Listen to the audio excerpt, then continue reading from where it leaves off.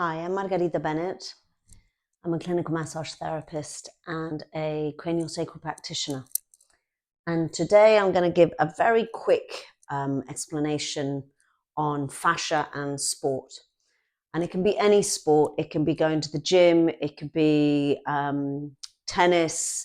The one that comes to mind is squash, because my husband's a squash player.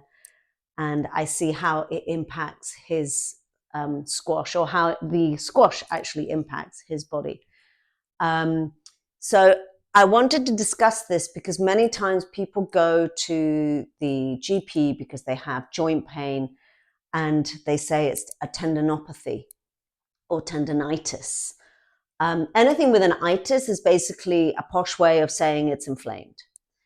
And when you have an itis and it's inflamed, they usually say you need to rest it. And I agree with that to an extent. But if your fascia is stuck, no matter how much resting you do, you can rest it, it improves, and then you go back to the sport that you're doing and it's going to start hurting again. So what we need to do is actually unwind what's happening to the system, unwind what's happening to the fascia of that specific space. So if I decided to wear this stripy top so you could kind of see how it pulls in different directions. So if I have, as a squash player, I tend to use my racket and I'm, being fierce with my racket and running around at the same time. So my fascia is being moved. It's like dynamic. It's being moved in all directions. Now, if you want to know the in-depths of fascia, have a look at the video, What is Fascia? But I want you to think that the fascia that we have is not only dynamic, but it's all inside of us. It holds the muscles, it holds the bones, it holds our organs, it holds the central nervous system. It's basically this beautiful space, in between space, that moves and is dynamic within the body. Now, if you are doing a repetitive sport, which means that you are moving that body in a specific way, in a repetitive way, and you're using constriction, so the holding on to a racket will be using constriction, will be causing your muscles in your arm to tighten, just like if you were to do a plank. It's the same isometric contraction that you are utilizing in your arm, as an example with squash or tennis.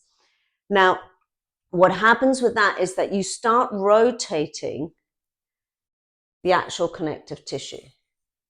And by rotating it continuously, then it becomes slightly knotted. It becomes uncomfortable. Can you see how my top has become uncomfortable? Okay, I want to actually straighten it because it's just a bit meh. So if you think that that feels uncomfortable, that's holding your central nervous system, and that's also holding your lymphatic system.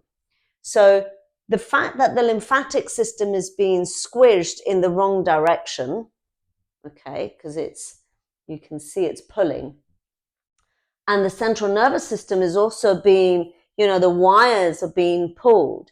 One is going to cause pain, and two, the inflammation will be caused because the adhesion, the place that is most stuck, so if I continue to rotate this, the place that becomes most stuck is at my joint here.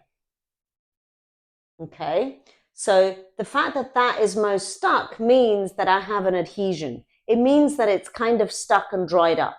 It's become a fulcrum of the space.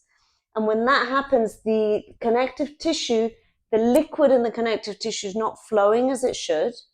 The central nervous system is twisted, which is going to be causing pain. And the lymphatic system isn't literally cleaning itself. It's not allowing, there's a kink in your hose. So it's still flowing, but it's not flowing optimally. So when that happens, then you get swelling. And the system is very bright. Our human body is just magic. And the reason that we get swelling is because we're creating more cells to kind of push and pull and, kind of move things out of the way. But sometimes it's so stuck because we've done this repetitive motion that the only way that you can unstick it is by actually doing some fascial unwinding. And you can do that yourself, or you can go to a practitioner to get that done. Now, fascial unwinding or lymphatic drainage, it's all the same thing. You know, it's sort of a massage. It's all the same thing because we're working with the fascia. So it doesn't matter who you go to, but make sure that they work the area and they literally get your arm to rotate in the different directions so that you're moving the adhesions, and then that everything can basically go back to a comfortable sleeve. I hope that makes sense. That can apply to your knees, that can apply to your hips. So a lot of the pains that we go to the GP with, they won't be able to give you the solution 100% with a pill or an injection, because there's not a pill that is the problem.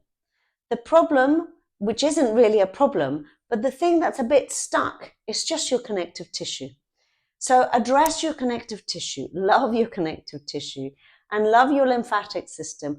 Give it plenty of water and plenty of movement, and you will see that the elastin and the dynamics of the tensegrity, the movement within the fascia, will basically pay you dividends. I hope you found that interesting, and I will be making more videos about my favorite topic, which is the human body. All right. Bye-bye.